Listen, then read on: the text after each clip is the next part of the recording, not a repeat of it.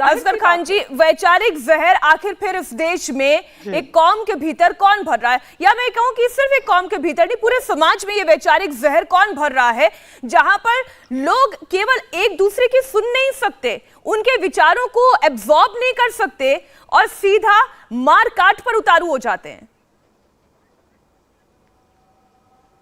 मीनाक्षी जी, एक तो सबसे पहली बात यह है कि ऐसी जो वारदात अभी हुई, आप भी इस बात की गवाह हैं और मैं भी गवाह हूं इस बात का कि मैंने खुद तकरीबन सैकड़ों डिबेट्स इस टॉपिक पे देखी, सुनी और मैं रहा भी इन डिबेट्स में शामिल। एक भी आदमी अभी तक मुझे कोई भी, चाहे हिंदू हो, मुसलमान हो, सिख, ईसाई, कोई एक आदमी ऐसा नहीं मिला किसी भी पैनल में जिसने इस वाक़ये को सपोर्ट किया हो। हर एक ने इसकी निंदा की, हर एक ने मुखालिफत की, हर एक ने बुराई की। यही हमारा धर्म है कि गलत गलत है, सही सही है।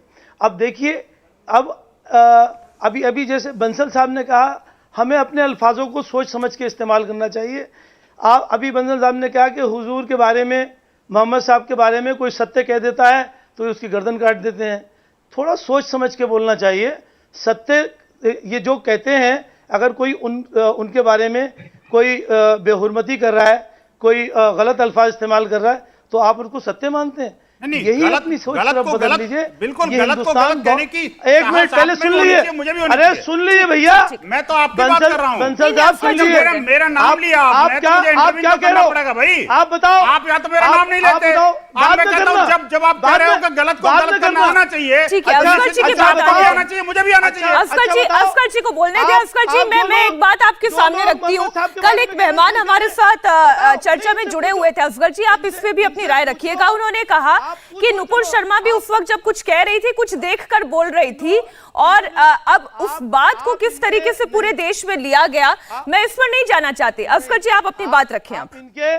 आप सुनिए, नहीं, आप इनकी बात अगर आप चाहें तो बाद में सुन लेना। इन्होंने ये कहा कि अगर मोहम्मद साहब के बारे में कोई सत्य कहता है तो उसकी गर्दन काट देते हैं। इन अल्फाजों को सोच समझ के हम सबको चाहिए। मुझे मैंने उसी वक्त देखिए कंडेम किया है कि हम ऐसी कोई बात ना कहें जिससे किसी की भी धार्मिक भावना आहत हो। नहीं विनोद जी, अब असगर जी की बात पूरी होने दें। मैं फिर अपने शो में ये कह रही हूँ, असगर जी, फरहान जी, बंसल जी, निगत जी, आप सभी के लिए बात बराबर है। कोई ऐसी बात हम ना कहें जिससे किसी की भी धार्मिक भावना आहत हो। अब अपनी बात असगर जी पूरी कर ले। मेरा सीधा सा सवाल था, ये वैचारिक जहर आखिर समाज में भर कौन रहा है?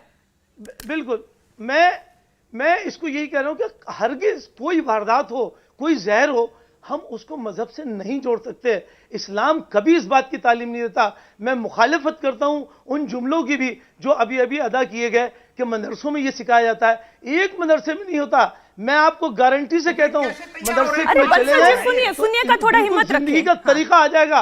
अगर मैं अगर चले जाए, बिल्कुल जिंदगी के जीने का तरीका आ जाएगा, सुकून और चैन, अमन और प्यार करने का तरीका आ जाएगा, भाईचारगी आ जाएगी कि हम कैसे जीते हैं। क्या हमारे ऊपर कितने इल्जाम लगाओगे और कितने हमारे ऊपर कि जुमे की नमाज के बाद खुतबे में जहर उगलते हैं। अरे भाई, क्या तालीम दी जाती है, आप जाके देखो, कोई मजहब नहीं सिखाता हमें। मुझे बहुत माफ कीजिएगा, लेकिन मैं फिर अपने सवाल को दोहरा रही हूँ। असगर जी, मैं फिर अपने सवाल को दोहरा रही हूँ कि अगर जुम्मे की नमाज के दिन पत्थरबाजी हो जाती है तो हम किससे सवाल पूछें?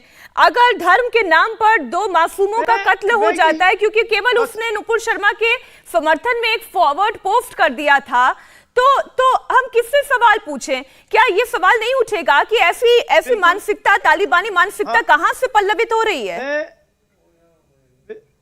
बिल्कुल आपने सही कहा। आप उसका जवाब सुन लीजिए। देखिए, ये हमारी जिम्मेदारी है, वरना फिर मैं वही कहूंगा जो पहले कहता हूं कि वरना ये हमारी सरकार का, सेंटर सरकार का, स्टेट सरकार का फेल्योर है, हमारे एडमिनिस्ट्रेशन का फेल्योर है, हमारे इंटेलिजेंस का फेल्योर है। इन चीजों को गौर से और अंदर जाके देखना होगा। फरहान जी, ये कौन लोग हैं जो प्लांटेड लोग हैं और कौन है जो इनको प्लांट कर रहे हैं, उनको आइडेंटिफाई करने की जरूरत है। अब ये भी जैसे हमारे भाई ने कहा कि कानून है हमारे मुल्क का, भाई किसी ने कत्ल कर दिया, आईपीसी में 302 का सेक्शन है, उसमें सजा है, आप ट्रायल भी करो। लेकिन ये वारदात बहुत घिनौनी है। मानसिकता को बदलना पड़ेगा।